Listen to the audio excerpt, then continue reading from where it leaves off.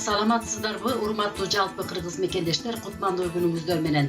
Сиздерге кыргыз диаспора жетекчиси Төлөбаев Эшмет менен биргелешип, Южно-Сахалинский шаарында кыргыз улуттук кийимдерин даңазалап, элечек кийген айымдар менен шаарды түп көтөрүп кыдыра баштадык.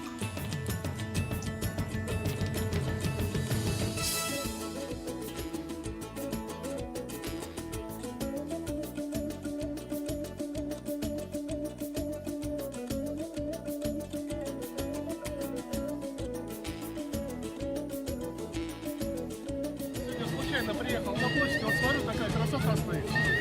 И думаю, сфотографироваться, будет хороший снимок. Ну, действительно, так и есть, девчонки очень красивые.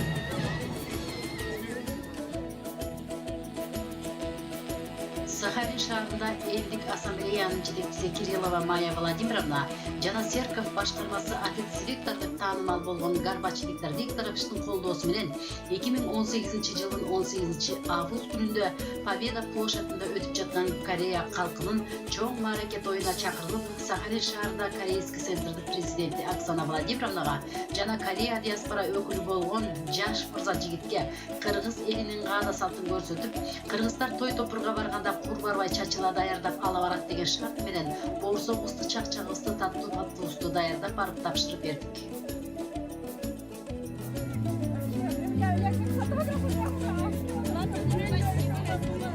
Биз ошол күнү ошол тойго келген бүтүндөй чет элдиктерди абдан эле таң калтыруу менен бирге аянча нышанга бөлөп жаттык. Бул жерде биз өзүбүздүн гана улуттук кийимдерибизди даңазалоо менен гана токтолуп калбастан, Корея, Орус, Кыргыз элинин достугунда бекемдеп, мекенибиздин атынан кандайдыр бир жылуу сезим тартуулап аттык деп айтсак туура болот. Очень красиво. Вы прошли туда, вы смотрели красиво, думали, кто это? Красиво. Это национальная одежда? Да. Очень красиво. Киргизская национальная форма. Молодец. Сөзүмдүн токотер жерин айтарым, ошол күнкү чоң мааракеде элечек кийген айымдарга очередь жетпей, дүйнөнүн көп тармагынан келген аралыктагы чет элдиктер талыкпай видеого жана сүрөткө тартып алып жатышып, улам бирөө сурап, кайсы мамлекеттен келдиңер деп сурап жатса, эч тынымы жок Кыргызстан деген үн Россия шаарында тынымсыз жаңырып турду.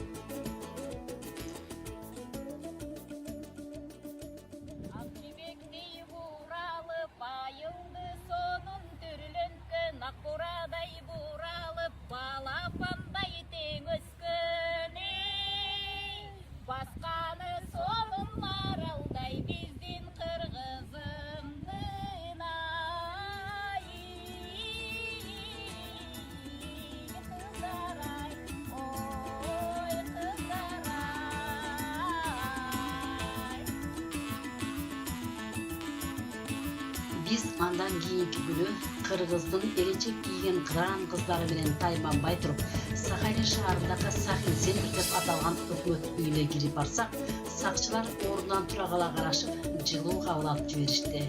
Жана көптөгөн орус чоңдору имараттын терезесинен карап жатканын биз байкасак да байкамаксанга салып, туубузду бийик көтөрүп басканда бүт дүйнө жүзү дүңгүрөй түшкөндөй болду. Мен бул жерде элечектен кичүүсү да кийген, улуусу да кийген деген пикирим менен 25 жаштан баштап элиттей болуп алган 50 жашка чейинки айымдарды тандап алган элем.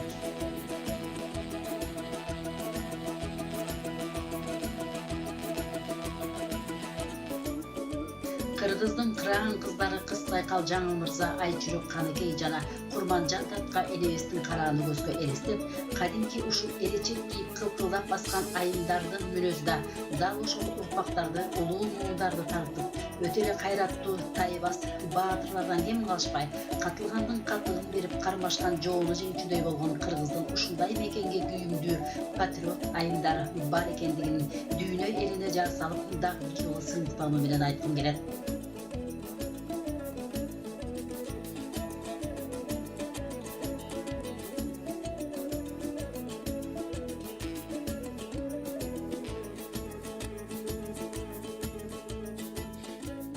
Ушул эле Сахалин шаарындагы эң чоң соода борбор Ситимол аттуу соода маркетке дагы өз шартыбызды кылып, чачыланы даярдап келип, эч кимден тайманбай, тартынбай туруп, бардык кабаттарга чыгып, Орус, Кыргыз, Жапон, Индус элдерине чачылардан ооз тийгизип, жылуулук тартууладык.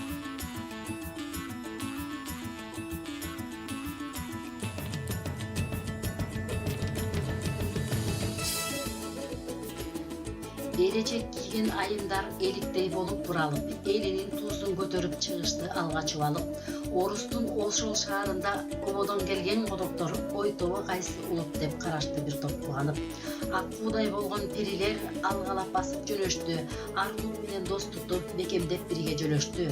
Эrecek кийип башына эгемен тууну көтөрүп, эл журттун баарын таң кылып шаарды шаңга бөлөштү. Кыз сайкал кыздын сиңдиси Сахалин шаарын таң калтып, кыбыча бет кийген кийими кыйланын баарын таңдатып, кыдырып жөнөй бергенде кыргыздын туузун көтөрүп, кыйла эле достук орунду салышты окшойт жандантып. Жаңылдай мырза эженин жакшына болгон сиңдиси жайкала басып ошондо жарашып чыкты күндүзү. Чогууңар менен ал күнү чокколуп күйүп жандыңар, чолпондой болгон кыргыздын чогулуп күйгөн жылдызы. Ай жүрөк айым сиңдиси ааламда аман болсо экен, ата журт жакка айтылып ала тоосуна болсо экен. Тартынбас ушул айымдар интернет жакты гүл кылып, тарыхта калып баарсын таңдатып тизип койсо экен.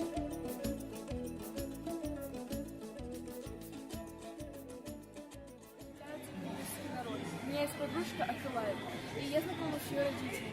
Они очень гостеприимные и добрые люди, и я уважаю кыргызский народ. Мне нравятся кыргызские наряды, они выглядят очень красиво и прекрасно.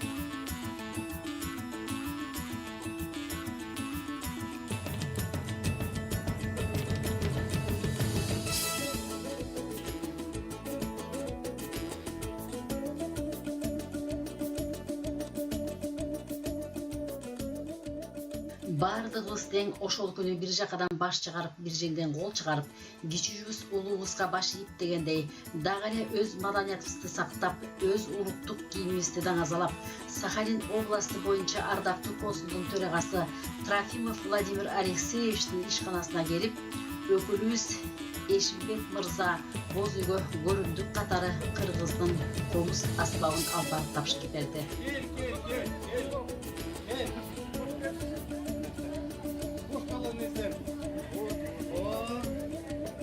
Алейкум.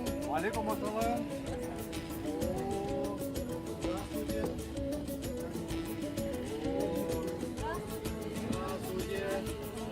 Какие вы красивые.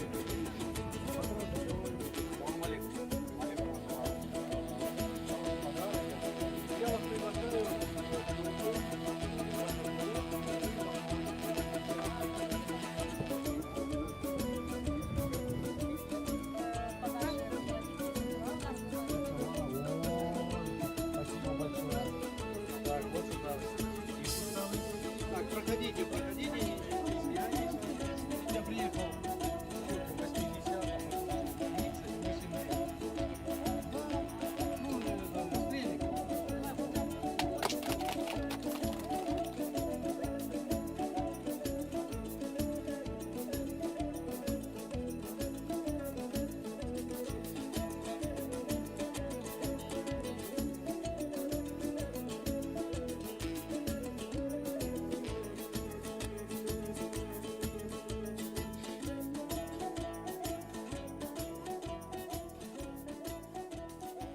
Өзү орус болсо да консулубуз Кыргыздын боз үйүн ардактап алып келип Аралчада өзүнүн ишканасына тигип койгонуна биз да сүйүнүп, боз үй ичинде ар кандай каада салттарды көрсөттүк.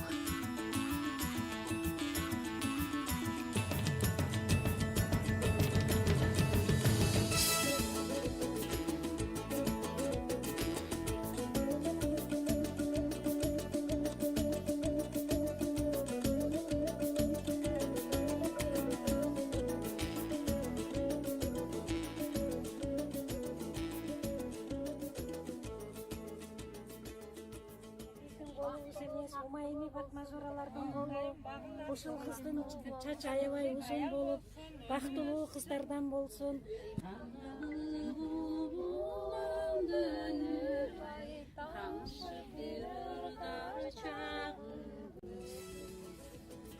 Рахмат, бейгелер айтқаныңыздар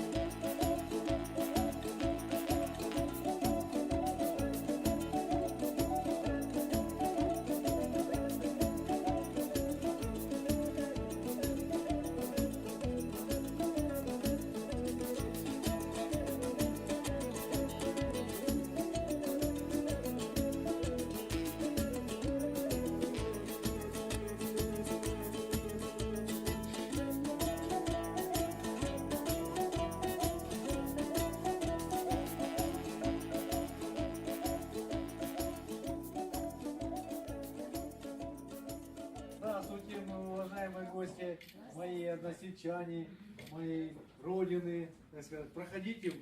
Еще раз хочу сказать слова благодарности Шимбету. Спасибо, взаимно, взаимно. Да, проходите. Проходите.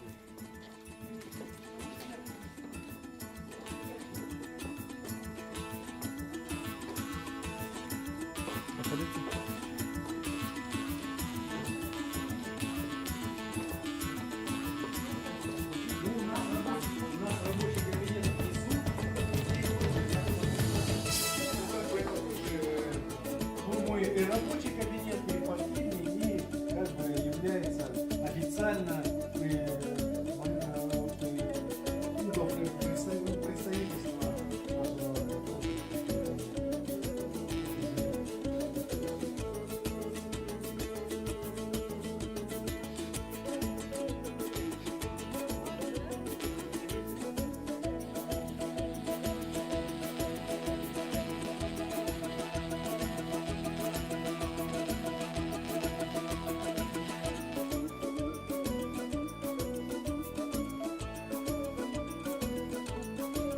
Андан ары кирип, ардактуу консулдун конторасына маектешип отуруп, кыргыз мекендештерге Сахалин шаардан ысык салам жолдодук. Саламатсыздарбы, урматтуу кыргыз мекендештер, кутмандуу күнүңүздөр менен. Сиздерге чын денсаулык, узун өмүр ишиңиздерге ийгилик каалап, жер элеңин тынчын жергебизде тынчтык өкүм сүрүп турсун деп айтуу менен бирге Сахалин шаарындагы жалпы кыргыз мекендештеринин атынан ысык салам жолдойбуз. Саламатсыздар.